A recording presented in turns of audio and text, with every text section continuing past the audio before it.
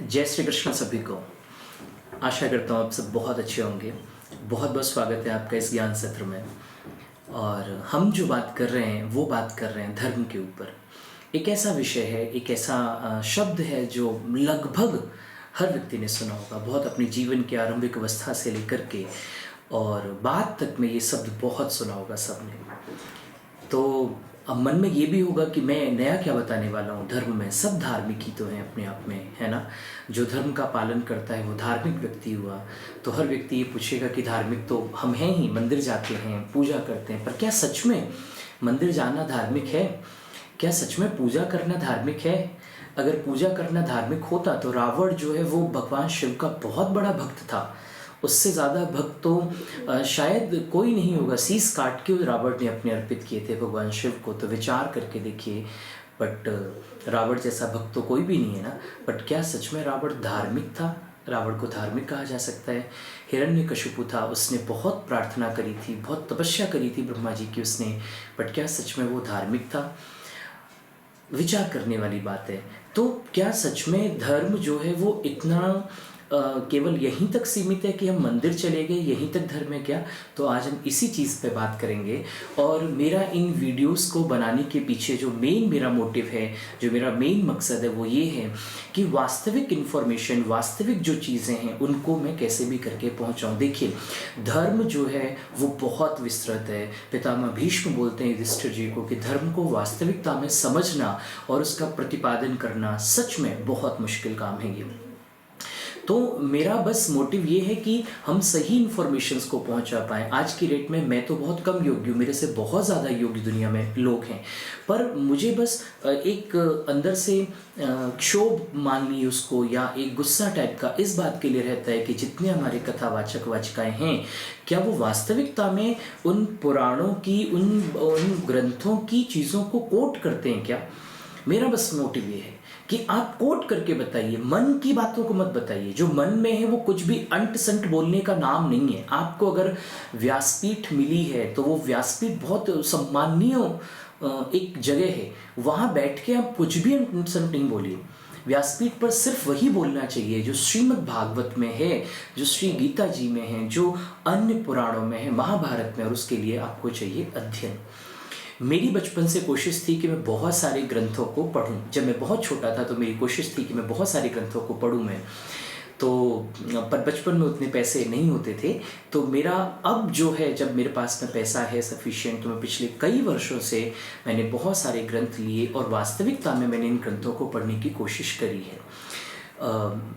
और किसी भी ग्रंथ को पढ़ने से पहले आपको संस्कृत आना ज़रूरी है मेरे हिसाब से। जब आप उसको कोट करने चाहोगे तो वहाँ पे वो संस्कृत में ही लिखी हुई चीज़ें हैं। तो मेरा मोटिव ये रहेगा इस पूरे सत्र में, इस हर वीडियोस में, कि मैं आपको अपने ग्रंथों के बारे में वास्तविकता में बताऊं कि वहाँ लिखा क्या है, जिससे हमारी बहुत सारी चीज़ें जो मिसकंसेप्शन होते हैं हमारे, वो शायद चीज़ों से हमारे दूर होंगे। जो हम चीज़ों को समझ लेते हैं वो शायद दूर होंगे हमारे। तो मेरी कोशिश ये रहेगी, उम्मीद करता हूँ, आशा करता हूँ आपको अच्छी लगेंगी चीज़ें, और आप सुनिएगा। अगर आप सच में थोड़े से भी धार्मिक हैं, सनातनी हैं, तो आपको ये वीडियोस बड़े अच्छे लगेंगे। और मैं एक और छोटी सी रिक्वेस्ट आप सबसे करूँगा, अगर हो सके तो जितने लोग सुन रहे हैं, समझ रहे हैं, वो एक ज़रूर छोटी डायरी बनाइए या एक कॉपी बनाइए। उसमें आप बाकायदा, जैसे मैं रेफरेंसेस के तौर पर बोल रहा हूँ कि ये स्कंद इतने में से अध्याय इतना है, इतने श्लोक है, तो आप ज़रूर उनको लिखिए। आप संस्कृत नहीं लिख पाते हैं, कोई बात नहीं, आप हिंदी में कम से कम ये चीज़ों को लिखिए, सो दैट हम अपनी आगे आने वाली जनरेशन को, या जो जनरेशन बहुत अर्ली एज में है, उसको हम बहुत कुछ सिखा पाएंगे, दे पाएंगे। देखिए, ऑथेंटिक जो होता है ना, वो बुक ही होते हैं, ऑथेंटिक ग्रंथ ही होते हैं। ऑथेंटिक, मैं केमिस्ट्री पढ़ाता हूँ और पिछले 8-10 सालों से मैं केमिस्ट्री पढ़ाता हूँ। नीट और जेई लेवल की कोचिंग में पढ़ाता हूँ मैं, और बहुत अच्छी कोचिंग में ही मैं पढ़ाता हूँ मैं। तो मैं सिर्फ ये बोल रहा हूँ कि जैसे कोई व्यक्ति है, वो केमिस्ट्री है, तो केमिस्ट्री की बुक में कुछ भी चीज़ है तो उसको मन से नहीं बोला जा सकता, उसको अपन प्रूफ नहीं मान सकते अनटिल अनलेस वो किसी बुक में ना हो, किसी ऑथेंटिक बुक में होना चाहिए। तो जो मेरा मोटिव है वो सिर्फ इतना है कि कैसे भी करके लोगों तक ऑथेंटिक चीज़ों को पहुँचाया जाए। तो मैं, बहुत सारे लोग हैं, जैसे कहते हैं ना कि जब राम जी पुल बना रहे थे तो एक गिलहरी भी थी वहाँ पर, और सब बहुत बड़ा योगदान दे रहे थे, नल, नील, अंगद। हनुमान जी, सब बहुत बड़ा योगदान दे रहे थे। एक गिलहरी थी वहाँ पर, वो छोटी छोटी रेत में जाके लौटती और वापस समंदर में जाके वो खुद को मिला लेती उस रेत को समुंदर में, फिर वापस जाके लेटती, फिर वापस आके मिला लेती। तो कई वानरों ने उसको देखा और देख के कहा कि ऐसे करने से पुल थोड़े बन जाएगा, आपका कंट्रीब्यूशन तो बहुत कम है। तो उसने कहा कि नो डाउट मेरा कंट्रीब्यूशन बहुत कम है, पर भगवान बहुत कम कंट्रीब्यूशन को भी जज करते हैं। ईश्वर की नज़र में कोई बहुत बड़ा कंट्रीब्यूशन या बहुत छोटा कंट्रीब्यूशन ये कुछ भी नहीं होता। ईश्वर की नज़र में आप अगर धर्म के रास्ते पर हैं तो आपका छोटा सा कंट्रीब्यूशन भी बड़ा मायने रखेगा। तो मैं ये बोल रहा हूँ कि सनातन धर्म के बहुत बड़े बड़े पिलर्स हैं, शंकराचार्य हैं, अवधेशानंद गिरी जी हैं, बहुत अच्छे अच्छे संत हैं, राजेंद्र दास जी हैं, जिनको मैं बहुत सुनता भी हूँ और प्रत्यक्ष में मिला भी हूँ और मैं जानता भी हूँ। तो मैं ये बोल रहा हूँ ये धर्म के बहुत बड़े हैं, बस मेरा कंट्रीब्यूशन उसमें गिलहरी के जैसा ही समझिए, बहुत छोटा कंट्रीब्यूशन है। लेकिन मैं जो बोल रहा हूँ वो बहुत मन से नहीं बोल रहा हूँ, वो ऑथेंटिक बोल रहा हूँ, सो दैट वो हम चीज़ों को समझ पाएँ। तो बहुत बहुत धन्यवाद आपको यहाँ तक सुनने के लिए। अब मैं बात बताता हूँ धर्म की बात। हम जब धर्म की बात करते हैं तो बहुत, जैसे आजकल होता है ना, कुछ भी कोई भी बोल देता है कुछ भी कि धर्म जो है, धर्म ये है, धर्म वो है, राजनीति में धर्म आ गया है, धर्म ने सब कुछ बिगाड़ के रख दिया। एक विकसित समाज के लिए धर्म की जगह नहीं होनी चाहिए, धर्मनिरपेक्षता होनी चाहिए, एंड ऑल पता नहीं क्या क्या रबिश। तो मैं धर्म के बारे में कुछ बात बताता हूँ आपको। धर्म जो शब्द है ना वो बना हुआ है ध्र धातु से, ध्र धार्यति इति धर्म। तो जो ध्र मतलब धारण करना, ध्र धार्यति धारण करना, किसको धारण करना? समाज को धारण करना, मनुष्य को धारण करना, मनुष्य से मिली हुई जितनी भी प्रकृति है उसको धारण करना। तो धारण करने को जो बोलते हैं, समाज को जो धारण करे उसको धर्म बोलते हैं। समाज जिस पर टिका हुआ है, जिन बेसिक्स वैल्यूज पर समाज टिका हुआ है, जहाँ से मुझे पता चलता है क्या करना सही है क्या करना गलत है, वो धर्म है। जहाँ समाज टिका है वो धर्म है। ध्र धातु से धर्म बना है। धरती लोकान ध्रियते पुण्यात्म भी इति वा धर्म। दोबारा समझिएगा, धरती लोकान ध्रियते पुण्यात्म भी इति वा धर्म, अर्थात जो समाज को धारण करता है और जिसका आचरण पुण्यात्माएं करती हैं वह धर्म है। एक श्लोक आता है धर्म से रिलेटेड, मैं और कोट करके बोलूंगा आपको ये चीजें। धारणा धर्म इत्याहु धर्मेण विधृता प्रजा यस्मात् धार्यते सर्व त्रैलोक्यम सचराचरम। धारण करने से इसे धर्म कहा गया है। प्रजा धर्म से धारण नियंत्रित की जाती है। देखिए दो चीज़ें हैं, एक तो है हम आउटर रूल्स बना करके लोगों को कंट्रोल करें, जैसे कॉन्स्टिट्यूशन है, या सपोज करिए कोई व्यक्ति ने किसी को मार दिया या चोरी करी या उसने डकैती डाली, कुछ भी उसने किया, तो वहाँ कॉन्स्टिट्यूशन में अलाउ करता है कि हम वहाँ से न्याय ले सकें और वहाँ पे हम दूसरे व्यक्ति को पनिशमेंट भी दे सकते हैं जिसने ये सब गलत काम किए। पर धर्म क्या करता है? वो भी एक नियंत्रित करने का तरीका है, पर धर्म क्या करता है वास्तविकता में? धर्म इनर कॉन्स्टिट्यूशन है। धर्म मेरे मन में ये क्रिएट करेगा कि मैं किसी को मारूं क्यों। समझ रहे हो मैं क्या बोलना चाह रहा हूँ? मैं सिर्फ ये बोल रहा हूँ, कॉन्स्टिट्यूशन आउटर जितने भी रूल्स हैं वो हमें बाहर से कंट्रोल करते हैं, वो एक्शन होने के बाद हमें कंट्रोल करते हैं। और धर्म जो है वो हमें बिफोर एक्शन कंट्रोल करता है। धर्म हमें बताता है वास्तविकता में क्या सही है क्या गलत है, वो धर्म है। धारण करने से इसे धर्म कहा गया है। प्रजा धर्म से धारण नियंत्रित की जाती है, इसलिए तीनों लोकों में स्थावर जंगम चराचरण को धर्म धारण करता है। कणाद ऋषि ने वैशेषिक दर्शन में अध्याय 1 में जो है सूत्र है वो क्या है? यतो अभ्युदय निःश्रेयसः सिद्धि सधर्म। यतो अभ्युदय निःश्रेयस, निःश्रेयस का मतलब होता है मोक्ष, परालौकिक, मेरी इस लोक को बोलते हैं लौकिक, और जो यहाँ के बाद मेरी जर्नी है वो परालौकिक है। तो मेरा इस लोक में अभ्युदय हो, मतलब लौकिक चीज़ों में भी मैं उन्नति करूं, लौकिक चीज़ों में मैं प्रोग्रेसिव बनूं, मैं प्रोग्रेस करूं, और मेरी जो परालौकिक चीज़ें हैं यहाँ के बाद, कहते हैं ना व्यक्ति के जाने के बाद उसके कर्म साथ जाते हैं, तो मेरे जो कर्म हैं वो इतने अच्छे बने कि मेरी परालौकिक जो गति है, जो मेरी परालौकिक आगे का वे है वो बहुत सुगम हो, बहुत अच्छा बने, तो जिससे अभ्युदय अर्थात उत्तरोत्तर उन्नति, इसमें आरोग्य। देखना उत्तरोत्तर उन्नति में क्या क्या नित्य है, क्या क्या शब्द आए हुए हैं, आप वर्ड पढ़ना। आरोग्य, हमें ज़्यादातर टाइम पर फिजिकल डिसेबिलिटीज़, फिजिकल हेल्थ का बिगड़ना सबसे बड़ा मेजर इश्यू होता है। फिजिकल हेल्थ ठीक नहीं है तो मेंटल हेल्थ हम कभी ठीक नहीं कर सकते। बट सच में सोच के देखिएगा, फिजिकल हेल्थ के पीछे जो रीज़न है वो बहुत सारे रीज़न। अब कोई व्यक्ति कहेगा धर्म का फिजिकल हेल्थ से क्या मतलब है? अरे बहुत बड़ा मतलब है। धर्म ही हमें बताता है वास्तविकता में क्या हमें खाना चाहिए, क्या पीना चाहिए, हमारे सदाचार कैसे होने चाहिए, हमारे शौचाचार कैसा होना चाहिए। शौच वर्ड का मतलब बड़ा ही लोग शायद एक गलत वे में ले जाते हैं। शौच एक इतना अत्यधिक शुद्ध वर्ड है, उसका मतलब होता है शुद्धि, अभ्यंतर और बाह्यांतर।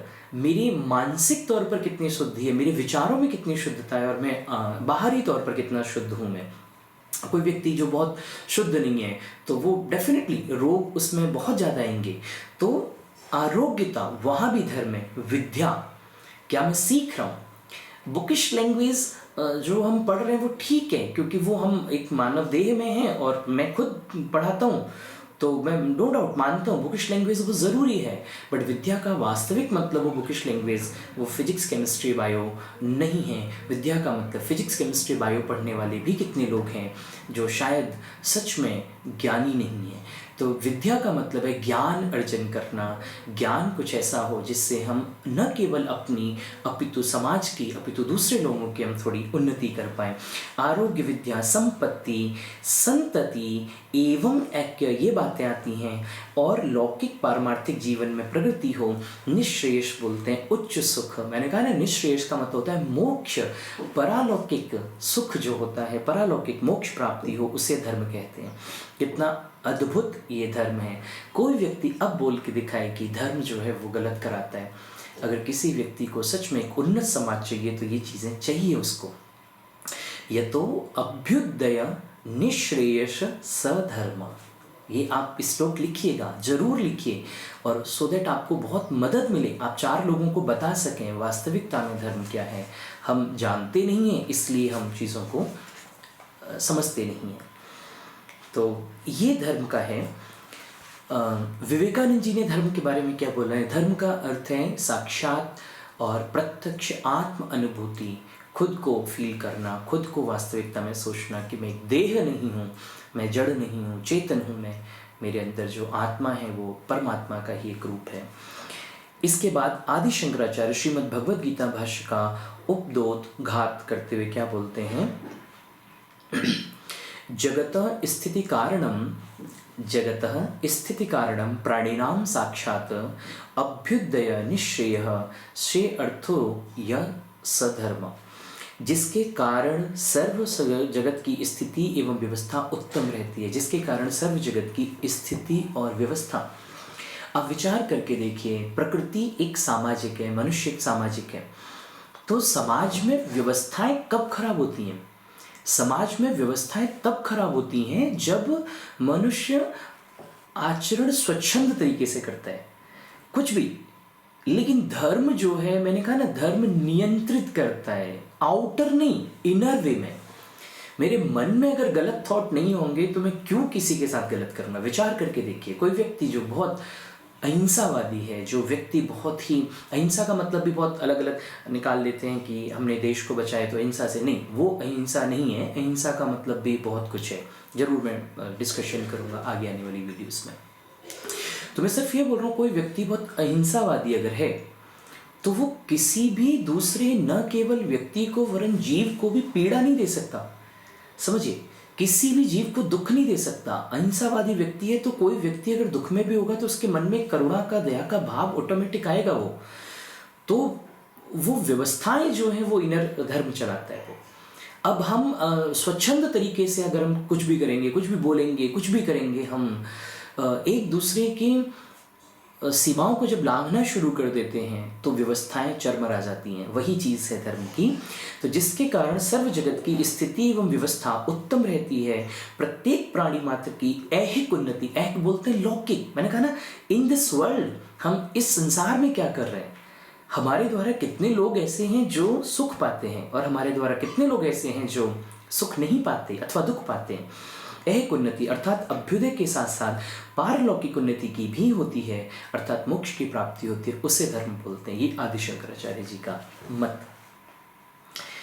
बहुत सारे और भी धर्म को लेकर के कुछ बातें हैं। अहिंसा परमो धर्म, अहिंसा ही श्रेष्ठ धर्म है, ये कुछ एकांगी व्याख्याएं भी हैं। जैसे आचार परमो धर्म, आचार मतलब जो एक हमारे कहते हैं ना, देयर आर सर्टेन रूल्स जिसको हम बोलते हैं, जिसको आचरण बोलते हैं, जिसको हम बोलते हैं इथिक्स बोलते हैं, जिसको हम बोलते हैं एटिकेट्स बोलते हैं, वो हमें कहाँ से मिलते हैं? वो धर्म से मिलते हैं हमें। तो आचार परमो धर्म, इस तरीके से बहुत सारे श्लोक हैं। तो ये कुछ धर्म की हमारी कुछ चीज़ें थी जो मैंने अलग अलग से ली। अब मैं जो आपको बता रहा हूँ वो क्या बता रहा हूँ, अब इसके बाद में ज़रा आप समझिएगा। महाभारत की मैं बात बताता हूँ, है ना। एक इतनी बड़ी भ्रांति, एक पूरा क्रोनोलॉजी है, एक पूरा सिस्टम है। जब आप बहुत उन्नति करते हैं, विचार करके देखना, as a individual person, as a एक होल फैमिली, एज अ एक गांव, एज अ एक कंट्री, जब आप बहुत उन्नति करते हैं तो लोगों को आपकी उन्नति पचती नहीं है। जब भारत बहुत उन्नत होता है, जब भारत बहुत उन्नत था, तो बहुत सारे लोग थे, बहुत सारे अलग अलग जगह के लोग थे जिनसे भारत की उन्नति देखी नहीं गई। तो उन्होंने एक ऐसा हर मस्तिष्क में, हर मानव में ये चीज़ फैलाई कि हम धर्म से दूर होते चले। वैसी ही एक कुरीति, वैसी एक धारणा हमारे मन में बनाई गई, महाभारत घर में नहीं होनी चाहिए, क्योंकि महाभारत घर में होती है तो लड़ाइयाँ होती हैं। कैसे समझाऊं? महाभारत घर में है इसलिए वहाँ पर लड़ाई की संभावनाएं कम हो जाएंगी, मान के चलना। ना जाने कितने लोग हैं इंडिया में, अगर मैं इतनी पॉपुलेशन 150 करोड़, विचार करके देखिए कितने लोगों के घर में महाभारत है, और ये विचार करके देखिए कितने लोगों के घर में महाभारत होती है। तो महाभारत रखने से अगर महाभारत होती तो फिर तो कोई था ही नहीं। महाभारत बड़ा अद्भुत ग्रंथ है, एक एक श्लोक ऐसा है जिस पर व्याख्या अगर करी जाए बहुत कुछ मिलेगा सीखने के लिए। तो महाभारत में जब पितामह भीष्म सरसैया पर पड़े होते हैं, तब युधिष्ठिर जी जाके पूछते हैं उनसे, और पितामह भीष्म बहुत सारे उपदेश करते हैं, राजधर्म का, स्त्री धर्म का, मनुष्य का, वर्ण धर्म का, आश्रम धर्म का, ये बहुत सारे उपदेश उस टाइम पर। अनुशासन, इसमें राजधर्म अनुशासन पर्व है, ये शांति पर्व के अंडर में आता है, शांति पर्व में है। तो वहाँ पे जब पितामह भीष्म से युधिष्ठिर पूछते हैं तो क्या बोलते हैं वो, कि युधिष्ठिर तुम्हारा यह पिछला प्रश्न भी ऐसा ही है, इसके अनुसार धर्म के स्वरूप का विवेचन करना या समझना बहुत कठिन है, इसलिए उसका प्रतिपादन करना बहुत दुष्कर है। धर्म एक ऐसा नहीं है कि जिसको आप यूँ कह सके कि ये मैंने कुछ कर लिया तो धर्म हो गया, नहीं। ये उस तरीके के कर्तव्य हैं कि कोई व्यक्ति के लिए कोई चीज़ करना धर्म है और दूसरे के लिए वही चीज़ करना धर्म बन सकती है।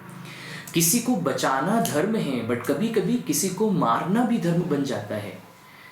कोई भगवान राम को ये नहीं कह सकता आपने रावण मारा तो अधर्म कर दिया, नहीं, वो उनको धर्म कहते हैं। भगवान कृष्ण ने कंस मारा, अधर्म थोड़े बोला जाएगा, वो धर्म बोला जाएगा। वो दैत्यों का संहार करना धर्म है। तो हर व्यक्ति विशेष पर, हर व्यक्ति काल में ये धर्म चेंज भी होता है, हर व्यक्ति की। तो इसलिए इसको समझना, करना, we can not define in a single line. एक लाइन में थोड़ी डिफाइन कर सकते हैं इसको कि इट इज अ लाइन तो ये धर्म हो गया, नहीं, ऐसा नहीं है। धर्म समझना अपने आप में बहुत मुश्किल है और उसका प्रतिपादन करना और भी मुश्किल है। अब आप समझना और फिर आप सारी चीजों को लिंक करना कि धर्म क्या बोल रहे हैं। तो पितामह भीष्म क्या बोलते हैं, प्रभुवार्थाय भूतानां धर्म प्रवचनं कृतं यस्यात् प्रभु संयुक्त स धर्म इति निश्चय धारणात् धर्म मिथ्याहो धर्मेण विधृता प्रजा यस्यात् धारणा संयुक्त स धर्म इति निश्चय अहिंसार्थाय भूतानां धर्म प्रवचनं कृत यस्यात् अहिंसा संप्रक्त स धर्म इति निश्चय। क्या बोलते हैं, प्राणियों के अभ्युदय और कल्याण के लिए ही धर्म का प्रवचन किया गया। ये डायरेक्टली मैं कोट करता हूँ और मुझे बस यही वीडियोस बनानी है कि मैं अपने मन की बातें तो करूँ आपसे, जो मैंने ज्ञान सीखा है वो भी आपसे करूँ और साथ साथ मैं आपको कोट करूँ। ये मैं आपको बता दूंगा कि ये राजधर्म अनुशासन पर्व में है, ये शांति पर्व के अंडर में है, और जब युधिष्ठिर जी पितामह भीष्म से पूछते हैं तब ये है। तो प्राणियों के अभ्युदय और कल्याण के लिए ही धर्म का प्रवचन किया गया है। अतः जो इस उद्देश्य युक्त हो, अर्थात जिससे अभ्युदय और निश्रेयस, ये निश्रेयस वर्ड बार बार आया है। निश्रेयस का मतलब लौकिक और पारलौकिक, निश्रेयस का मतलब होता है मोक्ष बेसिकली। तो अभ्युदय इस लोक में हम करें और पारलौकिक में मोक्ष की हम कामना करें, या हम ऐसा विचार रखें मन में कि संसार के चक्रक्रम से हम कम दूर हो सकें। वही धर्म है जिससे अभ्युदय और निश्रेयस सिद्ध होते हैं, वही धर्म है, ऐसा शास्त्रवेत्ताओं का निश्चय है। धर्म का नाम धर्म इसलिए पड़ा क्योंकि वह सबको धारण करता है, अधोगति में जाने से बचाता है, जीवन की रक्षा करता है। धर्म ने ही सारी प्रजा को धारण कर रखा है, अतः जिससे धारण और पोषण सिद्ध होता हो वह धर्म है। कितने लोग, जैसे आजकल टीवी डिबेट में हम देखते हैं ना, धर्म खाना देने थोड़े आएगा। अरे आप धर्म से चलो तो, धर्म खाना देने तो कभी नहीं आएगा। आप घर में बैठे रहिए, कुछ भी करिए तो खाना कहीं से नहीं मिलेगा आपको। इंस्टाग्राम पे रील देख देख के क्या खाना मिलता है क्या? आपको नहीं मिलता ना। आप कितनी जगह अपना टाइम वेस्ट करते हो, क्या खाना मिलता है क्या आपको? वहाँ से नहीं मिलता, पर वहाँ आप नहीं बोलते हो क्योंकि वो आपके मन की सी चीज़ें हैं, मन के अनुकूल वो चीज़ें मिलती हैं। धर्म आपको एक एटलीस्ट एक सम इनर बाउंडेशंस में तो बांधता ही है वो। हमें बाउंडेशंस पसंद नहीं होती, हमें लगता है नहीं हम बाउंडेशंस में कैसे रह सकते हैं, इसलिए हमें वो चीज़ें खराब लगती हैं। इसलिए हम बोल देते हैं मुंह उठा के कि धर्म खाना देने थोड़े आएगा। खाना तो कर्म से मिलेगा आपको। Not even a single second आप बिना कर्म करे नहीं रह सकते। गीता के 3 अध्याय में भगवान क्या बोलते हैं? नहीं कश्चित क्षणमपि जातु तिष्ठत कर्म कृत कार्यते हि वश कर्म सर्व प्रकृति जय गुरुणे। भगवान क्या बोलते हैं कि जब एक सिंगल सेकंड भी, एक सिंगल क्षण भी मनुष्य जो है बिना कर्म के नहीं रह सकता। मनुष्य कर्म करता है क्योंकि वो प्रकृति के गुणों के आभूत है, उनसे बंधा हुआ है वो, तो कर्म तो करना ही पड़ेगा। आप ये कैसे कह सकते हैं कि धर्म आपको खाना देने आएगा? नहीं देने आएगा, आपको कर्म करना पड़ेगा उसके लिए तो। परंतु हाँ, अगर आप बहुत धर्म करते हैं तो आपका पोषण बहुत अच्छा होगा। आपको जो चीज़ें मिलेंगी, जो शरीर के लिए जो है हमें ज़रूरी चीज़ें, वो बहुत मिलेंगी आपको। तो पोषण भी है, वहाँ से धारण और पोषण सिद्ध होता है, वह धर्म है। अहिंसार्थाय भूतानां धर्म प्रवचनम कृतम यस्यात् अहिंसा संप्रक्त स धर्म इति निश्चय। प्राणियों की हिंसा ना हो, इसके लिए धर्म का उपदेश किया गया है। अतः जो अहिंसा से युक्त हो वही धर्म है, ऐसा धर्मात्माओं का निश्चय है। अब आप अगला पढ़ के देखना। अगला श्लोक सच में बहुत अद्भुत श्लोक है, जरूर आपको याद होना चाहिए। श्लोक संख्या ये 13वीं श्लोक संख्या है। अहिंसा सत्यम अक्रोधस्तपो, अहिंसा सत्यम अक्रोधस्तपो दानम दमोमति अनसूयाप्य मात्सर्य मनी ईर्ष्या शीलमेव च एष धर्म कुरुश्रेष्ठ कथितं परमेष्ठिना ब्राह्मणा देवदेवेन अयं चैव सनातन अस्मिन् धर्मे स्थितो राजन् नरो भद्राणि पश्यति। ब्राह्मणा देवदेवेन अयं चैव सनातन, सनातन धर्म जो हम बोल रहे होते हैं, वो वर्ड है वहाँ पर लिखे हुए, पर हम पढ़ते नहीं है ना, इसलिए हम किसी को जवाब नहीं दे पाते। राजन, अहिंसा, अब जो धार्मिक व्यक्ति है उसकी पहचान क्या, उसमें क्या गुण होने चाहिए, वो बात कर रहा हूँ। धर्म क्या है वो तो बता दिया, अब धार्मिक व्यक्ति की कैसे पहचानो। अहिंसा, सत्य, बिना लाग लपेट के, बिना निजी स्वार्थ के, जो एज इट इज़ है उस चीज़ को हमें बोलना, वो सत्य है। हम सत्य भी अपने अकॉर्डिंग मॉड्यूलेशन कर लेते हैं उसका। अक्रोध, तपस्या, दान, मन और इंद्रियों का संयम, विशुद्ध बुद्धि, किसी के दोष ना देखना, वो धार्मिक व्यक्ति है। मंदिर जाते हैं और हम सारी दुनिया के दोष देख रहे होते हैं और हमें लगता है हम बहुत धार्मिक हैं। विचार करके देखिएगा महाभारत क्या बोलते हैं इस बारे में।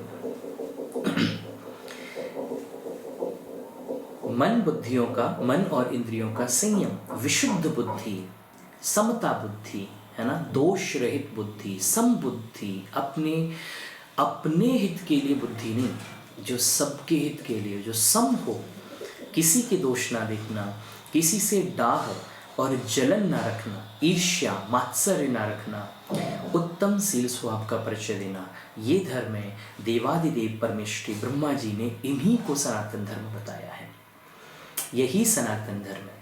तो कोशिश करिए, मैं ये जो बोल रहा हूँ ना, ये मैं बहुत कोशिश खुद भी करता हूँ कि मैं 100% तो खैर मैं क्या, कोई भी दुनिया का व्यक्ति नहीं कर पाएगा, चाहे वो कितना भी बड़ा व्यक्ति क्यों ना हो। ये सारे गुण तो भगवान में ही मिलते हैं। भगवान राम के बारे में एक चीज़ बोलते हैं, राम विग्रहवान धर्म। अगर किसी को धर्म देखना है तो भगवान राम को देख लो आप एक बार, भगवान राम धर्म है। किसी को धर्म समझना है, राम जी को समझ लो। तो मैं तो बहुत कम, लेकिन हाँ कोशिश करता हूँ कि मैं चीज़ों को कर पाऊँ। यही चीज़ मैं आपसे भी ज़रूर रिक्वेस्ट करूँगा कि आप न केवल उस चीज़ को सुने, उस चीज़ को पढ़ें, वरन कोशिश ये करें कि हम थोड़े थोड़े भी, है ना, 0.001% भी हम उसकी तरफ तो बढ़ने लगे, धर्म की तरफ, तब शायद जीवन में बड़ी पॉजिटिव चेंजेस आएंगे। मेरा ऐसा मानना है और मैंने ऐसा अनुभव भी किया है कि हम शायद जितने विषाद से, जितने नेगेटिविटी से घिरे हुए हैं ना, वो इसलिए क्योंकि हम धर्म से दूर जा रहे हैं। आप कोशिश करके देखिएगा, धर्म की तरफ जब आप चलोगे तो बड़ी पॉजिटिविटी आएगी और बड़ा ही अच्छा अनुभव आप करेंगे। ये सनातन धर्म है। जो मनुष्य इस सनातन धर्म में स्थित है उसे ही कल्याण का दर्शन होता है, उसे ही, अन्य की बात ही नहीं है और अन्य कहीं ये है भी नहीं। ये जो है अस्मिन् धर्मे स्थितो राजन नरो भद्राणि पश्यति, ये है ब्राह्मणा देव देवेन अयम चैव सनातन, ये सनातन धर्म है। ये जो है, अब ये धर्म का चीज़ है। फिर और भी चीज़ें हैं, एक और लास्ट में मैं इसी चीज़ पे फिर अपन क्लोज करेंगे इस चीज़ को। ये मैं श्रीमद् भागवत की बात करता हूँ, है ना। कोशिश करूँगा कि जितने ग्रंथ से, जहाँ जहाँ मुझे अच्छे श्लोक मिलेंगे, जहाँ जहाँ, हालांकि श्रीमद् भागवत का, महाभारत का ग्रंथों की हर एक पॉइंट, हर एक श्लोक इतना अद्भुत है कि अगर आप जीवन में उतार लें तो शायद बड़े धार्मिक बन जाएंगे आप। तो मैं क्या बोल रहा हूँ, ये तब है जब युधिष्ठिर जी, वापस युधिष्ठिर जी का ही है, और ये जो है श्रीमद् भागवत के 7वें स्कंद में अध्याय नंबर 11 है, वहाँ पे कुछ श्लोक संख्या 8 से लेकर के 12 तक ये है। तो तब जो है युधिष्ठिर जी को 30 लक्षण बताए गए हैं धर्म के। क्या क्या लक्षण है? सत्य, ध्यान, सत्य, दया, तपस्या, शौच। मैंने कहा था ना, शौच का मतलब होता है बाहरी और आंतरिक शुद्धि, हमारे विचारों में शुद्धि हो, हमारे कर्म में शुद्धि हो। अशुद्ध का मतलब है मिक्स थॉट्स ना हो हमारे, है ना, हम सिचुएशंस के हिसाब से बदले ना, हमारे थॉट्स में प्योरिटी होनी चाहिए। प्योरिटी का मतलब होता है वो कभी चेंज नहीं होता, इम्प्योर थिंग्स मतलब विच कैन चेंज। तो सत्य, दया, तपस्या, शौच, तितिक्षा। तितिक्षा वर्ड का मतलब होता है तितिक्षु, नाम सुना हुआ, ऐसे छोटे छोटे वर्ड हैं, कोशिश करना ही समझें। और मैं सच बोल रहा हूँ आपको, कोई ये वर्ड नहीं समझाता है। बहुत कम लोग ऐसे हैं जो इन शब्दों पे ध्यान देते हैं और ये सब कब हमारे सामने से चले जाते हैं हमें पता भी नहीं चलता। तितिक्षा का मतलब होता है सहनशील, सहन शक्ति। हम परिस्थितियों से बहुत ज़्यादा विचलित ना हो, सर्दी, गर्मी, है ना, शीतोष्ण सुख दुखेषु समसंग विवर्जितः, गीता में भगवान द्वादश अध्याय में बोलते हैं ये। तो जो बहुत ज़्यादा विचलित ना हो बाहर की परिस्थितियों से। आज बहुत मन का सा मिला तो बहुत खुश हो गए, मन का सा नहीं मिला तो 4 गालियाँ दे दी, वो नहीं है। तितिक्षु का मतलब है जो जैसा मिले उस परिस्थिति में आप खुद को सम रखें, वो तितिक्षु होता है। तितिक्षा, उचित अनुचित का विचार, ये धर्म के लक्षण हैं। अब विचार करके देखना कितने लोग धार्मिक हैं इस चीज़ में, और क्या हमारा धर्म जो है वो इतना पवित्र, इतना ज़्यादा अच्छा धर्म कहीं और मिलेगा क्या? विचार करके देखिएगा। उचित अनुचित का विचार, मन का संयम, इंद्रियों का संयम, अहिंसा, ब्रह्मचर्य, है ना, त्याग। किसी दिन ब्रह्मचर्य पे भी एक दिन अपन जरूर हर टॉपिक पे डिस्कशन करेंगे, बहुत सीखने के लिए मिलेगा, ये मैं आपसे प्रॉमिस कर सकता हूँ। त्याग, स्वाध्याय। स्वाध्याय मतलब खुद पढ़ना, बुक्स को पढ़ने की हैबिट डालिए।